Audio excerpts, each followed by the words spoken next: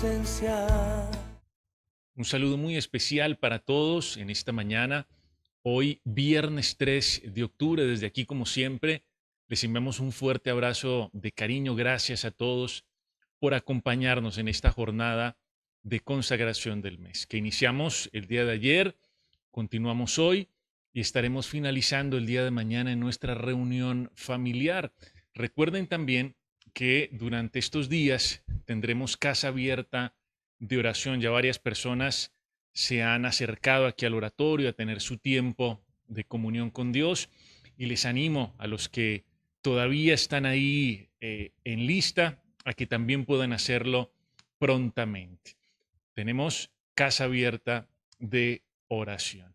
Y bueno, el día de ayer iniciamos hablando de un tema que hemos denominado la fe no es la regla, es la excepción. De eso iniciamos hablando el día de ayer y vamos a continuar mirando la historia de este hombre, del centurión en Capernaum, un soldado romano que desarrolló una fe excepcional, sin comparación. Y decíamos ayer, entre muchas otras cosas, que encontrar fe es como hallar una aguja en un pajar, no es algo sencillo, es algo complejo, es algo difícil de encontrar en realidad la fe. Y así lo vemos en esta historia que nos cuenta el Evangelio de Lucas. Una historia que nos recuerda varias cosas muy importantes, algunas de las cuales ya hemos abordado y que seguiremos estudiando a lo largo de estos días. En primer lugar, veíamos esa relación que hay especial entre aquello que recibimos de parte de Dios o aquello que nosotros oímos y el estado de nuestro corazón. Decía el autor de Hebreos, no les aprovechó lo que oyeron porque no iba acompañado de fe. Lo que nosotros oímos debe ir acompañado de fe. Y entendíamos entonces esa diferencia, ese paralelo que hay entre las multitudes que escucharon a Jesús largamente, ampliamente, y este centurión que escuchó poco seguramente en comparación con ellos, pero por alguna razón la fe se desarrolló mejor en el corazón de este centurión. Y hoy vamos a mirar también otros aspectos muy importantes que tienen que ver con los méritos, los méritos. Vamos a hablar de la fe y los méritos humanos, a ver qué encontramos aquí, qué nos dice la palabra de Dios al respecto.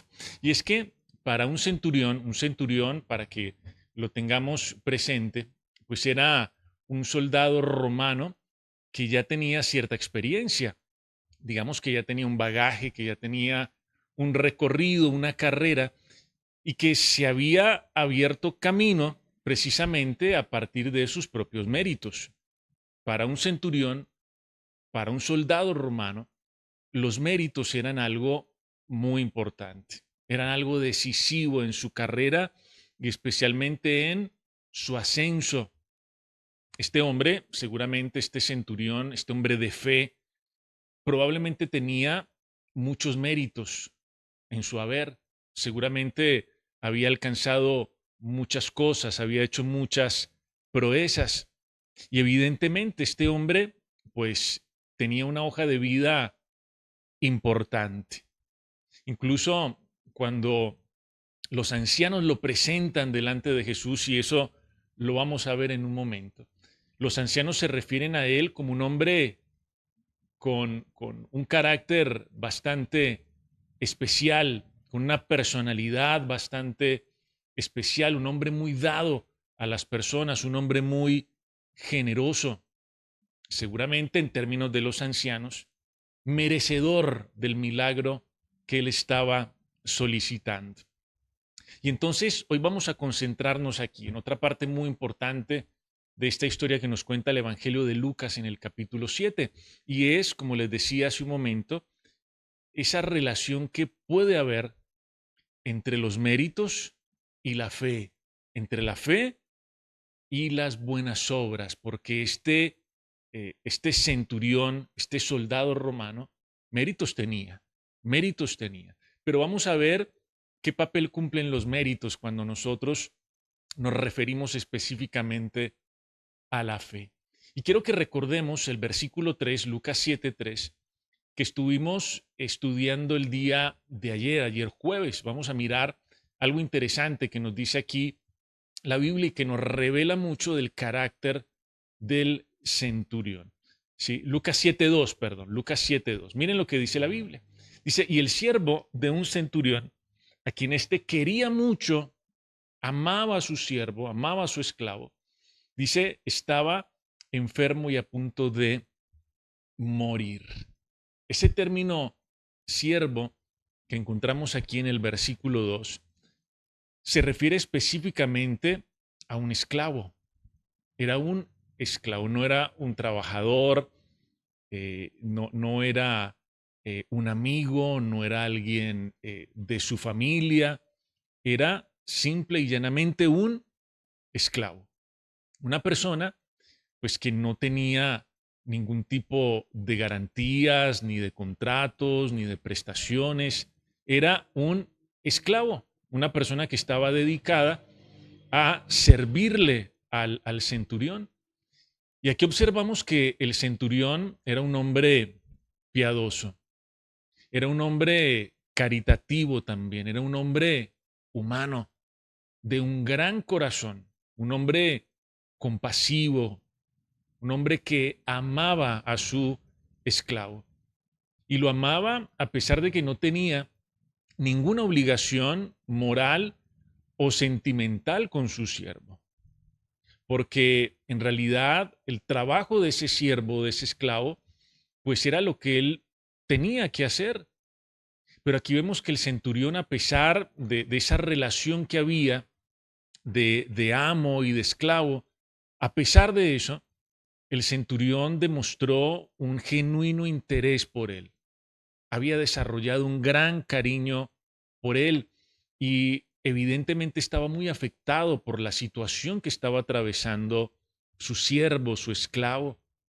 Y llama mucho la atención también en lo que nosotros vemos aquí, en que el hecho de que este centurión no echó mano de su fe para su propio bienestar, para su propio beneficio, sino pensando en su esclavo. Porque miren ustedes que generalmente las personas disponen de su fe para sus propios intereses. Y cuando la gente habla y presume de la fe, porque hay mucha gente que presume de la fe que tiene, la gente habla en primera persona, habla de las cosas que él ha alcanzado, habla de las cosas que se ha propuesto y ha logrado. Hablan de la fe en términos del beneficio personal. Pero aquel centurión usó su fe, una fe extraordinaria, como hemos dicho, para beneficiar a otro, para bendecir a otro, buscando el bienestar de su esclavo. Y podríamos decir que este siervo, este esclavo, no era simplemente una ficha más, no era simplemente un objeto. Incluso cuando vamos al Evangelio de Mateo, Mateo nos habla con un poquito más de detalle y nos dice que el siervo estaba paralizado, que estaba atormentado. Y el centurión entonces se conecta con el dolor de su esclavo. Lo que nos está diciendo aquí la Biblia es que el centurión tenía un gran corazón, tenía un grandísimo corazón, era un tipo generoso, era un tipo dado a las personas y esto es corroborado por los ancianos y también por sus amigos, como lo veremos a continuación. Si nos quedamos aquí en lo que nos dice el versículo 2, en los atributos del centurión, podríamos decir, este tipo merecía el milagro, este tipo merecía la respuesta de Jesús, porque era un tipo compasivo, era un tipo que tenía un corazón amoroso, un corazón tierno. Y miremos específicamente lo que dicen los ancianos del pueblo acerca de él. Vamos a los versículos 4 y 5, Lucas 7, 4 y 5. Miren lo que dice la Biblia. Dice, y ellos vinieron a Jesús, los ancianos, y le rogaron con solicitud, diciéndole, dos puntos, es digno. Miren esta palabra que encontramos aquí. Los ancianos dijeron, el centurión es digno de que le concedas esto. Él lo merece, él se lo ha ganado, en otras palabras, porque ama a nuestra nación, ama a Israel, a pesar de que él era romano. Dice, y nos edificó una sinagoga. Bueno, este centurión era un espécimen bastante extraño, ¿no? Bastante especial, compasivo con su siervo, amaba a Israel a pesar de que era un soldado romano, les edificó una sinagoga, seguramente sin ningún tipo de obligación, y estos ancianos interceden fervientemente por él. Era un hombre querido, era un hombre admirado. Pero la intercesión de estos ancianos nos lleva a un punto muy importante en esta historia. Ellos le dicen a Jesús, Jesús, este hombre es digno del milagro. Este hombre es digno de la respuesta. Este hombre es digno de que le concedas lo que te está pidiendo. El término digno significa que tiene el peso. Estos hombres le dijeron a Jesús, este señor tiene el peso y ha hecho los méritos suficientes como para ganarse lo que él te está pidiendo. Claro, evidentemente estos ancianos judíos estaban muy anclados a la tradición de la ley.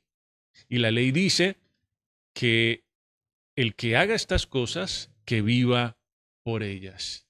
Ellos vivían en esa dinámica de los méritos, de la meritocracia. Si haces, eres digno de recibir. Si obras de esta manera, vas a recibir estas cosas. Y no es casual que en esta historia aparezcan estos hombres de ese pensamiento clásico, de ese pensamiento legalista, ese pensamiento que dice, yo he dado, yo he hecho, yo he renunciado, por lo tanto yo merezco. Ese es un pensamiento clásico y legalista. Yo he hecho, yo he dado, yo he entregado, yo he servido, yo merezco. Eso fue lo que pensaron los ancianos.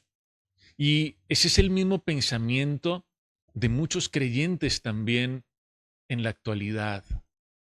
Creyentes que se acercan a Dios y le traen a Dios toda la cartilla de sus méritos.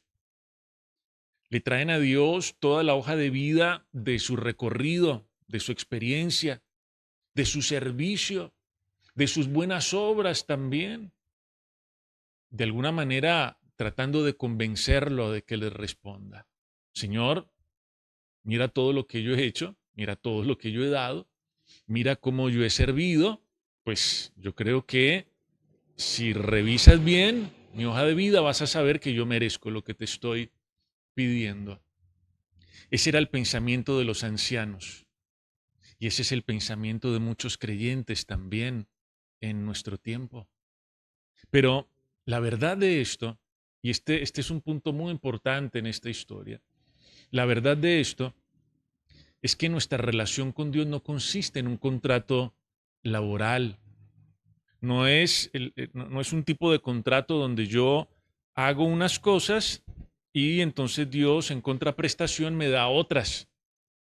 O donde hacemos como una especie de pacto, ¿no? Entonces Dios, si tú me das esto, yo te doy esto. Si tú me entregas esto, entonces yo me sacrifico por estos lados. Esa no es la dinámica de nuestra relación con Dios. Porque en realidad nuestra relación con Dios está fundamentada en el amor. Muchas veces nosotros caemos en el error de pensar que merecemos las bendiciones de Dios, las respuestas de Dios. Justamente lo que estos ancianos le están diciendo a Jesús. En otras palabras, Estos ancianos le estaban diciendo: Jesús, tú le debes este milagro al centurión, se lo debes. Es que mira todo lo que ha hecho. El término digno, recuerden que tiene que ver con peso.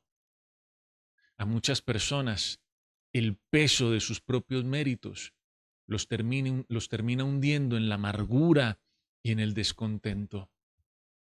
Algo muy parecido ocurrió con el hijo mayor, con el hermano mayor del hijo pródigo. ¿Lo recuerdan? Este hermano mayor decía: yo he hecho, yo he trabajado, yo he sacrificado y nunca me han dado. Hay muchos creyentes, muchos hijos de Dios que viven de la misma manera, amargados con Dios, resentidos con Dios, enojados por Dios, porque ellos sienten acá adentro que han hecho los méritos suficientes para ganarse los milagros de Dios, para ganarse las respuestas de Dios. Y cuando las cosas no se dan como ellos lo esperan, pues sencillamente se frustran. Miren que estos ancianos le dicen a Jesús: Él ama a nuestra nación, Él nos edificó una sinagoga, pero muchas de esas cosas que a veces nosotros edificamos sin desconocer el esfuerzo y la dedicación, a veces se terminan convirtiendo en el monumento de nuestra idolatría, en el monumento de nuestro orgullo personal. Y a veces edificamos tantas cosas y nos llenamos de tantos méritos que terminamos dejando a Dios de lado, que terminamos dejando de lado la gracia de Dios. Incluso eso ocurre con muchos líderes también, que cuando miran su ministerio dicen: esto es lo que yo he construido, esto es lo que yo he hecho, esto yo lo gané a pulso, estos son mis méritos. Qué grave error pensar de esa manera. Qué grave error pensar de esa manera. Y algo llama la atención en este relato, y es que ese era el pensamiento de los ancianos. Los ancianos le dijeron: Jesús, tú le debes el milagro. Él es digno del milagro. Él merece el milagro. Pero esa era la idea de los ancianos. El pensamiento del centurión era otro, completamente distinto. Miren lo que dice la Biblia en Lucas 7, versículo 6. Y Jesús fue con ellos. Pero cuando ya no estaban lejos de la casa, el centurión envió a él unos amigos diciéndole: Señor, no te molestes, pues no soy digno de que entres bajo mi techo. Ah, qué interesante esto. Interesantísima esta dinámica que vemos aquí, este planteamiento que vemos aquí. Los ancianos, ¿qué dijeron? Jesús, el centurión, es digno. Jesús, el centurión, tiene los méritos. El centurión se ganó esto. Estás en la obligación de responderle. Por otra parte, el centurión pensaba otra cosa completamente distinta. A pesar de sus méritos, de su hoja de vida, de su corazón compasivo, generoso, de amar a Israel, de edificar una sinagoga, el centurión dijo: yo no soy digno.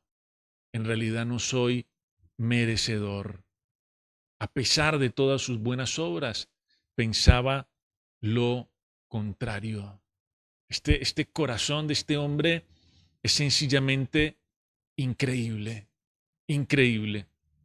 Porque saben una cosa, y aquí quiero hacer muchísimo énfasis en esto. Hay uno solo que es digno. Hay uno solo que es digno. Y es Cristo. Nadie más. Ninguno de nosotros lo es. A pesar de que usted y yo podamos pensar que tenemos mucho recorrido, mucho camino, muchos años de servicio, de entrega, de obediencia, hay uno solo que es digno y es Cristo. Y hasta que nosotros no entendamos esto, vamos a estar dando golpes contra el aguijón, llenos de orgullo, llenos de soberbia, llenos de altivez, presumiendo de las cosas que alcanzamos, pero también llenos de amargura, por las cosas que no hemos recibido y que pensamos o creemos que Dios está en la obligación de darnos. Recuerden que nuestra relación con Dios no es un contrato laboral. Cuando yo doy, Él me da. No, así no funcionan las cosas con Dios. De manera que es importante que reaccionemos a esta verdad. Hay uno solo que es digno. Hay uno solo que merece toda la gloria y el reconocimiento. Hay uno solo que tiene todos los méritos y es Cristo. Contrario a lo que los ancianos pensaban y seguramente todo el mundo, el centurión reconocía que no era digno de nada. ¿Por qué? Porque es que una fe verdadera no se apoya en las obras. Una fe verdadera no se apoya en los méritos. Porque un día, un buen día, todo podría desplomarse. Todo ese monumento a nuestro propio ego, a nuestro propio orgullo. En realidad nuestra fe no descansa en lo que hacemos para Dios. Nuestra fe descansa en Dios y en su palabra. Y no es, entiéndanme esto, no es una falsa modestia, ¿no? No es una falsa humildad, como le sucede a muchos, ¿no? Que quieren vender allí una humildad como engañosa, un orgullo ahí disfrazado de humildad. En realidad este hombre estaba convencido de que él no era digno. Incluso por eso él envía a otros a donde el Señor, primero a los ancianos y luego a sus amigos, porque él no se sentía digno, a pesar de que tenía unos méritos, a pesar de que tenía unas buenas obras que lo respaldaban. Pero observen ustedes algo para reafirmar esto que estamos diciendo. El Señor Jesús no se maravilló de las obras de este hombre, se maravilló de la fe de este hombre. ¿Me entienden esto? Son dos cosas muy distintas. Los ancianos estaban impresionados con las obras del centurión. Jesús se impresionó por la fe del centurión. Porque es que, entiéndanme esto, las obras, las buenas acciones, los méritos humanos son engañosos. Si se tratara de obras, de méritos humanos, el cielo estaría lleno de un montón de maleantes, de gente malvada que ha construido colegios y ha pavimentado calles. ¿Me entienden esto? Hay gente terrible. Hay asesinos que han construido colegios, que han pavimentado calles de los barrios, que han dado mercados. El cielo estaría lleno de ese tipo de gente si se tratara de buenas obras nada más. Este hombre, el centurión, a pesar de sus buenas obras, no se sentía digno, porque él entendía que hay uno solo que es digno, que es Cristo. Y es en Él donde descansa nuestra fe. Ahora, ya para que vayamos terminando, alguien entonces podría preguntarse, bueno, ¿y entonces dónde quedan las buenas obras? ¿Para qué entonces obrar bien si no se trata de obras como nos están diciendo en esta mañana? ¿Y dónde quedan las obras? ¿Qué papel cumplen las obras? ¿Para qué entonces obedecer a Dios o hacer lo correcto? Lo que ocurre aquí es que las obras son la expresión de nuestro amor por Dios, son el resultado de nuestra fe, pero no son de ninguna manera el fundamento de nuestra fe. Podríamos decir que la fe es como la raíz y las buenas obras son el fruto. No es al contrario. Las obras no son la raíz ni el tallo, son solamente el fruto. Cuando hay una fe verdadera, esa fe se expresa en obras, pero no descansa en esas obras. Nuestra fe descansa en el Señor. En ninguna cosa nosotros tenemos mérito alguno. Todo lo que nosotros tenemos, todo es un regalo de Dios. Lo que nosotros recibimos de Dios no es un premio, es un regalo inmerecido. Es un regalo inmerecido. Probablemente si nosotros jugáramos a los méritos y pusieran en la balanza nuestros méritos y nuestros errores, probablemente quedaríamos en deuda. Por eso Dios mejor nos ama por gracia, por su misericordia.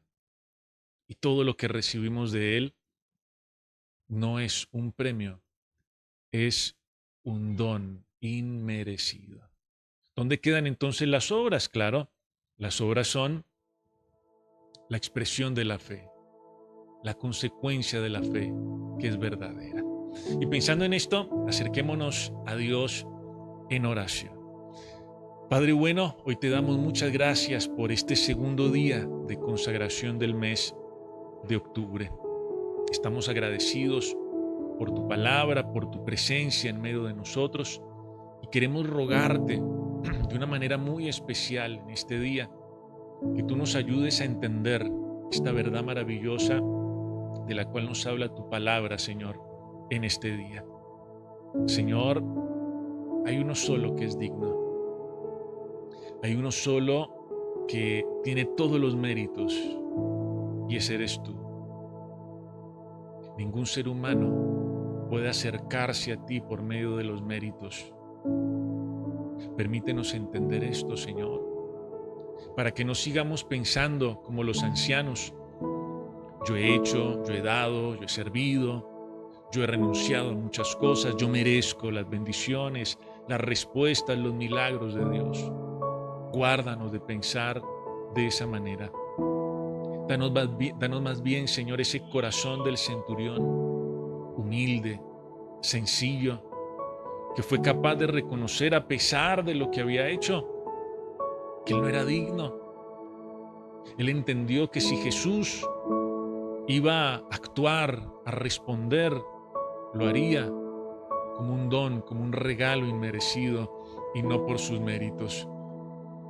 Porque al final, Señor, lo que te impresionó de este hombre no fueron sus obras, no fue la sinagoga edificada, no fue el amor que él tenía por las demás personas, sino la fe que había en su corazón. ¿Cuántas veces, Señor, el peso de nuestros propios méritos nos ha terminado hundiendo? ¿Cuántas veces hemos edificado muchas cosas que luego se han convertido en el motivo de nuestro orgullo y de nuestra vanidad?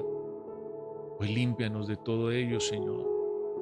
Y si vamos entonces a orar, a actuar, que sea como consecuencia de nuestra fe, que sea por amor y no buscando, Señor, hacer méritos para obtener algo de tu parte. Hoy colocamos nuestras vidas en tus manos y te pedimos que nos sigas hablando en lo que resta de esta jornada de consagración. En el nombre de Cristo Jesús. Amén. Amén y amén. Bueno, una vez más, muchas gracias a todos por acompañarnos en este segundo día de consagración del mes de octubre. Les reitero, tenemos casa abierta de oración. Vengan al distrito a orar y nos encontramos el día de mañana en nuestra reunión familiar. No se la pierdan, muy puntuales. Ahí los voy a estar esperando en la puerta. Dios les bendiga. Chao, chao. Que estén muy bien.